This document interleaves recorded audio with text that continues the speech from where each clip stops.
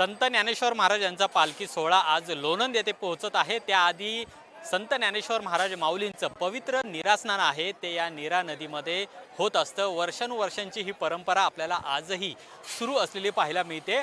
आळंदीहून पंढरीच्या दिशेने जात असताना माऊलींचा सगळा पालखी सोहळा आहे तो नीरा येथे पोहोचतो आणि नीरा येथे दुपारचा विसावा झाल्यानंतर माऊलींचं याच नीरास्नानामध्ये पवित्र असं स्नान घालण्यात येतं। माऊलींच्या पादुका या देवस्थानांकडून या ठिकाणी आणण्यात येतात आणि या ठिकाणी माऊलींच्या पादुकांना पवित्र असं स्नान घालण्यात येतं आणि त्यामुळे आपण पाहतोय की आज हा संपूर्ण नीराकाठ आहे तो अक्षरशः वारकऱ्यांनी फुलून गेलेला आहे। लाखो वारकरी सध्या या नीरास्नानमध्ये स्नान करतायत। असं म्हटलं जातं की माऊलींच्या या संपूर्ण वारीच्या वाटेवर आळंदीमधील इंद्रायणी नदी आहे, नीरामधली ही नीरा नदी आहे आणि पंढरपूरमधली जी चंद्रभागा नदी आहे, या तिन्ही नद्या पवित्र मानल्या जातात आणि या तिन्ही नद्यांमध्ये माऊलींच्या पादुकांना नीरास्नान किंवा त्यांचं पवित्र असं स्नान आहे ते घालण्यात येतं आणि अनेक वर्षांची ही परंपरा आपल्याला या वारीच्या सोहळ्यामध्ये पाहायला मिळते, अनुभवायला मिळते आणि मोठा उत्साह आणि एक भक्तिमय वातावरण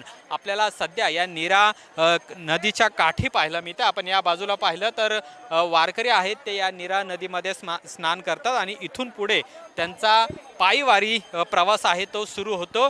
या नीरा नदीमध्ये स्नान केल्यानंतर एक ऊर्जा वारकऱ्यांना मिळते आणि ती ऊर्जा घेऊन हे सगळे वारकरी आहेत ते पंढरीच्या दिशेने मार्गस्थ होत असतात आणि आजही आपण पाहतोय तोच उत्साह वारकऱ्यांमध्ये पाहायला मिळते। अनेक दिंडीतील वारकरी आहेत, झेंडेकरी आहेत, ते संपूर्ण या ठिकाणी स्नान करतात आणि मग ते पुढे मार्गस्थ होत असतात आणि दुसरीकडे माऊलींच्या पादुकांनाही पवित्र असं नीरास्नान या नीरा नदीमध्ये घालण्यात येत असतं। वर्षानुवर्षांची ही परंपरा आपल्याला आजही या ठिकाणी पाहायला मिळते आणि माऊलीच्या जयघोषामध्ये या ठिकाणी आता माऊलींच्या पादुकांना नीरास्नान घालण्यात येणार आहे आणि त्यानंतर माऊलींचा हा संपूर्ण पालखी सोहळा आहे तो सातारा जिल्ह्यामध्ये प्रवेश करणार आहे। कॅमेरामन रोहित वनकट्टेसह अमोल धर्माधिकारी, LS मराठी, नीरा।